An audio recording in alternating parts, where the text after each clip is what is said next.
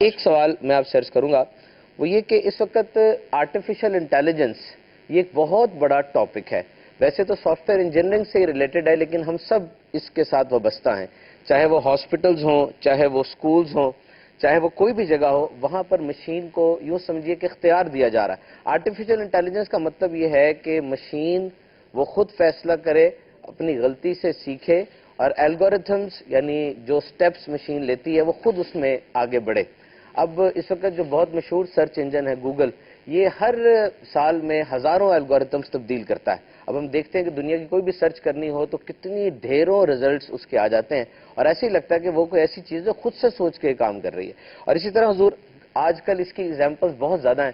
Driver کے بغیر گاڑی چل رہی ہے جس کو آپ ڈرائیور لیس کارز کہتے ہیں. دنیا میں کام بڑھتا جا رہا ہے. 1950 میں پہلی دفعہ ایکسپیرینس ہوا تھا، آج یہ اور بڑھ رہا ہے. کئی ٹرینز جو ہیں دنیا میں جس کو آپ میٹرو کہیں تقریباً وداؤٹ ڈرائیور چل رہی ہے، بالکل وداؤٹ ڈرائیور. سر یہ جو ایروپلین ہے اس کو بھی اکثر آٹو پائلٹ پہ کر دیا جاتا ہے. اسی طرح کئی مشینیں ایسی ہیں جو بیماریاں ڈائگنوز کر رہی ہیں. یعنی this is the function of a machine, that machine will diagnose and that machine will diagnose a disease. ابھی پچھلے دنوں کینسر کا بہت کرٹیکل ایک پیشنٹ تھا، اس کے اوپر انہوں نے ایکسپیریمنٹ کیا اور اس ایکسپیریمنٹ سے 3rd سٹیج سے وہ ریٹرن ہوا ہے. تو وہ جس نے بھی یہ کیا، اس نے جب اس بات کو ایکسپلین کیا ورلڈ میڈیا پر، اس نے واضح طور پہ کہا کہ صرف آرٹیفیشل انٹیلیجنس کی وجہ سے یہ ممکن ہوا ہے. خود اس نے اس کینسر کے سیل ڈیٹیکٹ کیے، خود ان کو کل کیا، اور ود ان اے ویک وہ پیشنٹ جس کو ڈاکٹر جو ہے وہ نا امید ہو چکے تھے، وہ اپنے پاؤں پہ کھڑا تھا. اب حضور اس میں ایک رائے تو یہ کہ مشین میں بہت سی چیزیں ایسی ہیں جو کہ انسان میں نہیں ہیں. دنیا کا ایک پیسے کے لحاظ سے بہت اہم آدمی، اس نے ایک پریس کانفرنس بھی کی تھی اور اس نے کہا تھا کہ ہمارے بچے کبھی بھی مشین سے ان معنوں پہ آگے نہیں نکل سکتے کہ مشین کو غصہ نہیں آتا، مشین کے ساتھ دوستی نہیں کرنی پڑتی. عام طور پہ کسی انسان سے بات کرنی ہے تو دیکھنا پڑتا ہے کہ یہ انسان جو ہے اس کے ساتھ ایسا جملہ نہ بول دوں کہ یہ ڈسکمفرٹ میں چلا جائے اور یہ مجھے معلومات بھی نہ دے. فار ایگزامپل اگر ڈاکٹر کے سامنے آپ کی فون کی گھنٹی بول پڑتی ہے تو ڈاکٹر کا ایک رویہ بن جاتا ہے، وہ مطلب ہیومن ہے، ہیومن ایرر ہو جاتا ہے، اس کو اچھا نہیں لگے گا یہ بات. تو مشین کے ساتھ ایسی بات نہیں ہے. مشین کے ساتھ آپ نے ٹو دا پوائنٹ بات کرنی ہے اور وہ ٹو دا پوائنٹ رزلٹ اس کا آ جائے گا. اسی طرح مشین جو ہے لیکن وہ کبھی محبت نہیں کر سکتی، مشین کے اندر یہ چیز نہیں ہے، رواداری نہیں ہوگی. تو وہ کہہ رہا تھا کہ اپنے بچوں کو مشین سے آگے بڑھنا نہ سکھائیں، بلکہ بچوں کو وہ چیز سکھائیں جو مشین نہیں سیکھ سکتی. اور آج کل میڈیا پر بھی مشین کی سپریمیسی کی بات کی جاتی ہے کہ مشین شاید انسانوں کو اوورٹیک کر جائے گی، اور مشین کے پاس چونکہ عقل نہیں ہے، اگر اس کو کسی ایسے مقاصد کے لیے استعمال کرنا شروع کر دیا گیا تو شاید کوئی دنیا میں کھیوس آ جائے گا اور انسان پیچھے ہٹ جائیں گے. اب مفتی صاحب کافی لمبا سوال ہو گیا، بلکہ ایک طرح سے بہت بڑی ایکسپلینیشن ہے، کیا فرمائیں گے؟ اصل میں یہ آرٹیفیشل انٹیلیجنس کی بات کر رہے ہیں، اردو میں سے مصنوعی ذہانت کہتے ہیں. مصنوعی ذہانت، اور مصنوعی ذہانت سے مراد یہی ہے کہ جو غیر جاندار چیزیں ہیں ان کے اندر ذہانت کی صورت پائی جائے. ٹھیک ہے. اب اسے انہانس بھی کیا جا سکتا ہے، بڑھایا بھی جا سکتا ہے. اب اس کی مثالیں بھی جیسے انہوں نے دی ہیں کہ ڈرائیور لیس کار جو ہے، یہ ایک اس کی بڑی عام سی مثال ہے. لیکن اس سے زیادہ واضح مثال آپ روبوٹ لے لیں کہ روبوٹ جو ہے اگر وہ صفائی کرنے والا روبوٹ ہے تو وہ خود ہی جو ہے نا وہ ساری صفائی کر رہی ہے. اس کی ایک بڑی واضح سی مثال. اور اس کا جو استعمال ہے وہ صرف کوئی ایک دو چیزوں میں نہیں ہے. ہمارے ہاں عام طور پہ ہوتا یہی ہے کہ اگر مصنوعی ذہانت کی بات کرے تو روبوٹ ذہن میں آتا ہے، ڈرائیور لیس کار ذہن میں آتی ہے. ورنہ اس کا جو اس وقت تجربہ اور استعمال ہے، جیسے انہوں نے کہا نا کہ یہ میڈیکل کے اندر بھی استعمال ہو رہی ہے، تو واقعتاً اس کا میڈیکل کے اندر استعمال ایک بہت بڑی چیز ہے. کیونکہ ایک آدمی سیکھتے سیکھتے ڈاکٹر بنے گا اور بہت بڑے لیول پہ پہنچے گا کو 25 سال کے تجربے کے بعد. صحیح. لیکن اگر وہی کام مشین کرنا شروع کر دے تو مشین کو تو میڈ ہی کرنا ہے نا، کتنی بھی بنا لے، میکنگ ہی کرنی ہے. ٹھیک ہے. ایک ہی مرتبہ کے اندر جناب آپ 50,000 مشینیں بنا کے دنیا کے 50,000 ہاسپٹل کے اندر بھیج دیں. جی. ایک اعتبار سے تو یوں لگتا ہے کہ یہ جو مصنوعی ذہانت ہے اس کا زیادہ استعمال ہونا چاہیے. اچھا. کم از کم ہمارے پاکستان میں تو اس کا زیادہ ہی استعمال ہونا چاہیے، کیونکہ جو اس کے انہوں نے یہ فائدہ بیان کیا نا کہ اس کے اندر کوئی بری خصلت نہیں ہے. صحیح. تو اب وہ مشین کرپشن نہیں کرے گی. صحیح. مشین جو ہے وہ جھوٹ نہیں بولے گی، مشین غصہ نہیں کرے گی، چھوٹی سی بات پہ بھڑک نہیں اٹھے گی. تو ان فوائد کے اعتبار سے تو مشین بہت زیادہ ہونی چاہیے. ٹھیک ہے.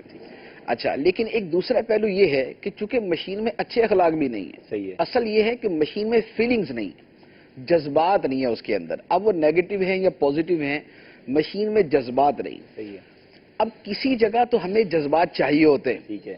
کہ میں مجھے آپ سے ایک کام ہے، یا ایک ریسیپشنسٹ ہے، استقبالیہ پہ بیٹھا ہوا ایک آدمی ہے، میں یہ چاہتا ہوں کہ یار میں جاؤں نا تو مجھے مسکرا کے ملے، مجھے ویلکم کرے اور میرے ساتھ اس انداز کے اندر اس کے ایکسپریشن ہوں کہ میں خوش ہو جاؤں کہ یار ماشاءاللہ یہ اس کو بات کرنے کی تمیز۔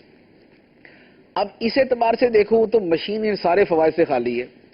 مشین تو جسٹ ویلکم کے الفاظ بول دے گا، وہ لڑکی کی آواز میں فیڈ کیا یا لڑکے کی آواز میں فیڈ کیے ہوئے ہیں، باقی جو میں پوچھتا رہوں گا وہ مجھے جواب دیتی رہے گی۔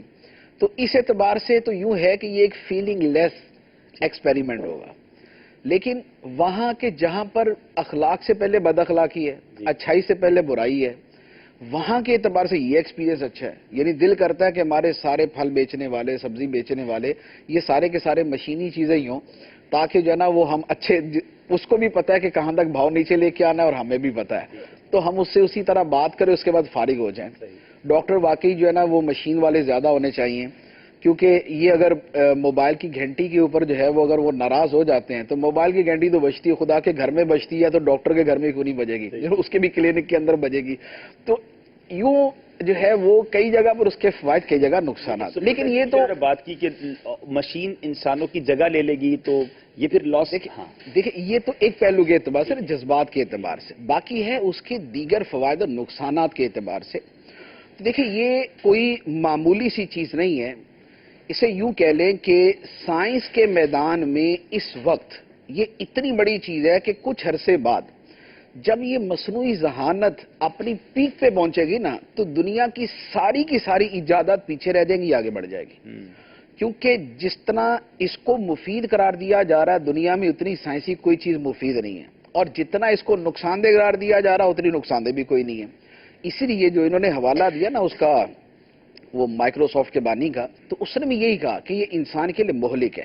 اچھا اسی طرح یہ جو مشہور سائنسدان ابھی مرا کچھ عرصہ پہلے، اس نے بھی یہی بات کہی ہے کہ مشین کی اتنی ذہانت انسان کے لیے انتہائی خطرناک ہے، یہ انسان کو کل کر دے گی مستقبل کے اندر، کیونکہ جب کمپیوٹر اور جب یہ مشین خود فیصلے کرنے لگے گی اور اس کی ذہانت اس لیول کو پہنچ جائے گی کہ جس میں وہ آپ کی جو ہے نا وہ آپ کی غلط بات پہ پکڑ بھی کر سکے، جو ایک انسان کرتا ہے نا کہ اس کو غصہ بھی آتا ہے، اب غصے سے ملتی جلتی چیز اگر مشین کے اندر آ گئی نا پنشمنٹ تو ہوگی، پھر پنشمنٹ سے بچا کوئی نہیں سکتا۔ بندے کو تو کوئی دوسرا اس کی منت کر دے گا کہ نہیں سوری، آپ اس کو کوئی حدیث سنا دے گا، کوئی اس کو آیت سنا دے گا، کوئی اس کو معافی تلافی کرا دے گا، لیکن مشین کی معافی تلافی کوئی نہیں۔